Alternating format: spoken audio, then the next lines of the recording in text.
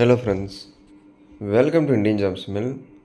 Southern railway, தெற்கு ரயில்வேலேருந்து நமக்கு வேலைவாய்ப்பு, அதுவும் நிரந்தர வேலைவாய்ப்பு அறிவிச்சிருக்காங்க ஸ்போர்ட்ஸ் கோட்டா அடிப்படையில். சரிங்களா? ஆல்ரெடி நிறைய பேர் இந்த நோட்டிஃபிகேஷனை பார்த்துருப்பீங்க. எந்த ஸ்போர்ட்ஸ் சர்டிஃபிகேட் இருந்தால் அப்ளை பண்ணலாம், எப்படி அப்ளை பண்ணணும், என்ன சேலரி, எவ்வளோ வேக்கண்ட் அனௌன்ஸ் பண்ணியிருக்காங்க. அதுவும் நம்ம சவுத் ஜோனில் தான் அனௌன்ஸ் பண்ணியிருக்காங்க. சரிங்களா? ஸோ சென்னையில் தான் இருக்கும். நல்ல ஆப்பர்ச்சுனிட்டி யூஸ் பண்ணிக்கோங்க. ஸ்போர்ட்ஸ் சர்டிஃபிகேட் இருந்தால் நீங்கள் எலிஜிபிள் தான். அது என்னென்ன கேமிங்ன்றதை நான் இப்போ உங்களுக்கு டீட்டெயிலாக சொல்கிறேன்.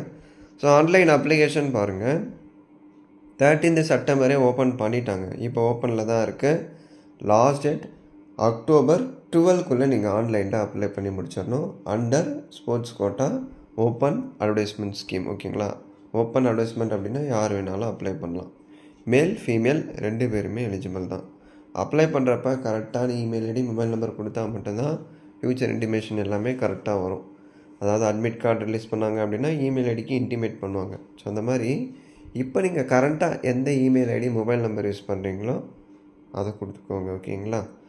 அப்ளை ஐடியா வேணும்னா சொல்லுங்கள், அப்லோட் பண்ணுறேன். இங்கே பாருங்கள், லெவல் ஃபோர் கேட்டகிரியில் என்னென்ன அனௌன்ஸ் பண்ணியிருக்காங்க.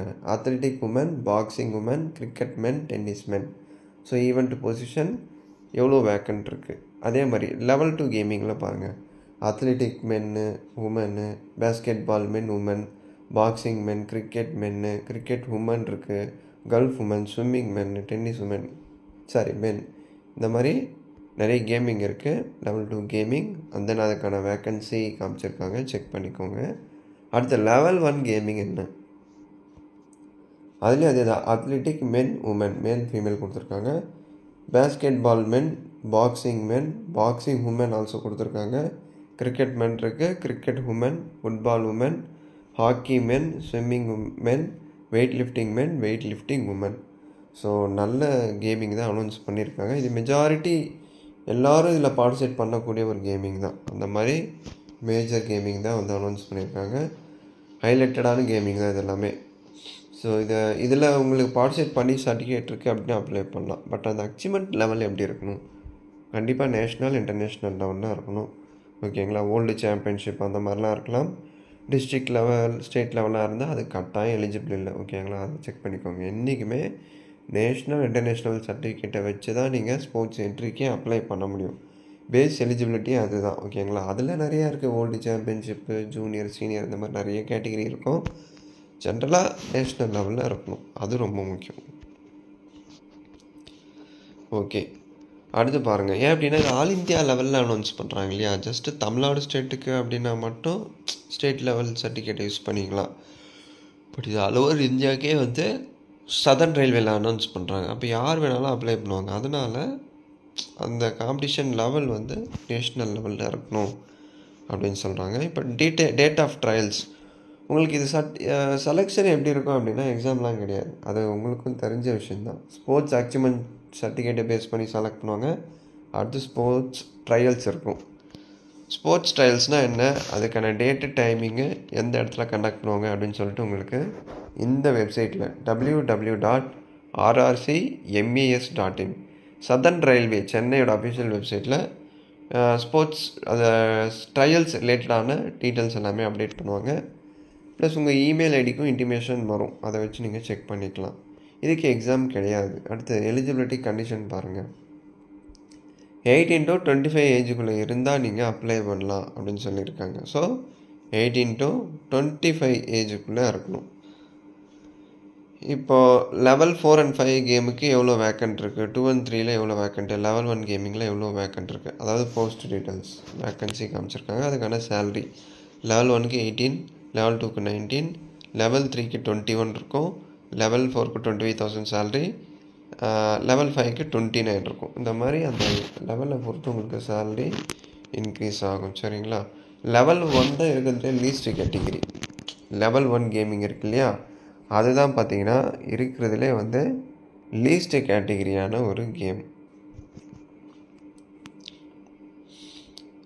ஸோ இதை நம்ம பார்த்துட்டோம் இல்லையா? இப்போ மினிமம் எஜுகேஷன் குவாலிஃபிகேஷன் என்ன ப்ரோ படிச்சிருக்கணும் அப்படின்னா, இந்த லெவல் 1 இருக்கு இல்லையா, level 1 of 7th pay commission, இந்த லெவல் 1 போஸ்ட்டுக்கு 10th இல்லை அப்படின்னா ஐடிஐ கம்ப்ளீட் பண்ணியிருந்தால் நீங்கள் அப்ளை பண்ணிக்கலாம். இதுவே இந்த லெவல் 2/3 இருக்கு இல்லையா, ஸோ அந்த போஸ்ட்டுக்கெல்லாம் +2 கம்ப்ளீட் பண்ணியிருக்கீங்க அப்படின்னா அப்ளை பண்ணலாம். இல்லை அப்படின்னா 10th பாஸ் பண்ணி ஐடிஐ கோர்ஸ் படிச்சிருந்தா அப்ளை பண்ணலாம். இந்த லெவல் 4/5 இருக்கு இல்லையா, அதுக்கு டிகிரி முடிச்சிருக்கணும். ஸோ லெவல் 1 கேமுக்கு 10th பாஸ் பண்ணியிருந்தா அப்ளை பண்ணலாம். இல்லை அப்படின்னா ஐடிஐ முடிச்சிருந்தா அப்ளை பண்ணலாம். அடுத்து இந்த லெவல் 2 and 3 2/3 அப்படின்னு சொல்லுவாங்க. ஸோ அந்த போஸ்ட்டுக்கு +2 முடிச்சிருந்தா அப்ளை பண்ணலாம்.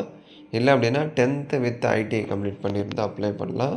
இந்த லெவல் 4 and 5க்கு கிராஜுவேஷன் எனி டிகிரி முடிச்சிருந்தா நீங்கள் அப்ளை பண்ணலாம். ஸோ குவாலிஃபிகேஷன் இதுதான். இந்த குவாலிஃபிகேஷன் இருந்து ஸ்போர்ட்ஸ் அச்சீவ்மெண்ட் சர்டிஃபிகேட் இருந்தால் நீங்கள் அப்ளை பண்ணலாம். மற்றபடி இதுக்கு எக்ஸாம்லாம் எதுவுமே இல்லை.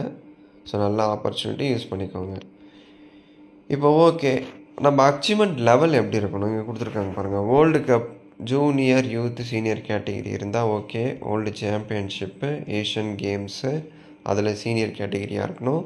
Commonwealth Games senior category, youth Olympics, அதே மாதிரி டேவிஸ் கப் அப்படின்னு சொல்லுவாங்க.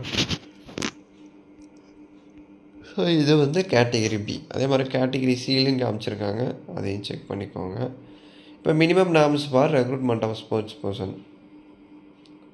அச்சீவ்மெண்ட் லெவல் எப்படி இருக்கணும்? இப்போ லெவல் 4 and 5 இந்த கேமுக்கு எப்படி இருக்கணும் அப்படின்னா, sports certificate at least 3rd position in the world cup, junior இல்லை சீனியர் யூத், அதாவது ஜூனியர், யூத் இல்லை சீனியர் கேட்டகிரியில் வேர்ல்டு சாம்பியன்ஷிப்பாக இருந்தால் அப்ளை பண்ணலாம். 3rd பொசிஷனாக இருந்தாலும் எலிஜிபிள் தான்.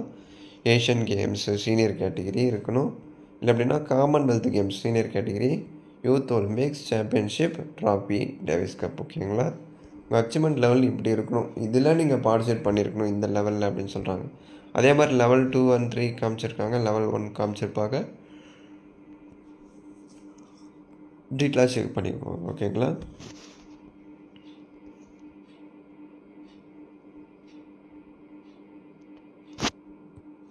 அதே மாதிரி இங்கே ஏஜ் குரூப் கொடுத்துருப்பாங்க.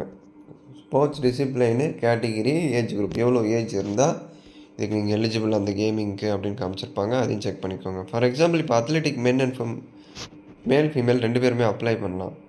ஏஜ் வந்து 20 அண்டர் 20 இருக்கணும். ஓகேங்களா?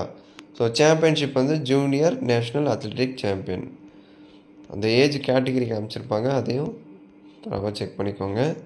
செலெக்ஷன் ப்ராசஸ் எப்படின்னா, உங்கள் ஸ்போர்ட்ஸ் அச்சீவ்மெண்ட் சர்டிஃபிகேட்டு ஸ்போர்ட்ஸ் ட்ரையலை பேஸ் பண்ணி டைரெக்டாக செலக்ட் பண்ணுறாங்க. ட்ரையல்ஸில் யார் ஃபிட்டாக இருக்காங்களோ அவங்கள வந்து அப்பாயின்மெண்ட் பண்ணுவாங்க. செலெக்ஷன் ப்ரொசீஜர் இப்படி தான் இருக்கும். ஓகேங்களா? ஸோ மார்க் அலோகேஷன் கொடுத்துருக்காங்க பாருங்கள். முதல்ல ஃபிட்டாக அன்ஃபிட்டாக அதை வந்து செக் பண்ணுவாங்க. அதை எப்படி செக் பண்ணுவாங்க அப்படின்னா, இங்கே பாருங்கள், உங்கள் game skill, physical fitness, coach observation during trials, அதுக்கு ஒரு 40. அடுத்து நீங்கள் ஃபிட் கேண்டிடேட்டாக இருந்தால் 25 மார்க்குக்கு மேலே எடுத்துருக்கணும்.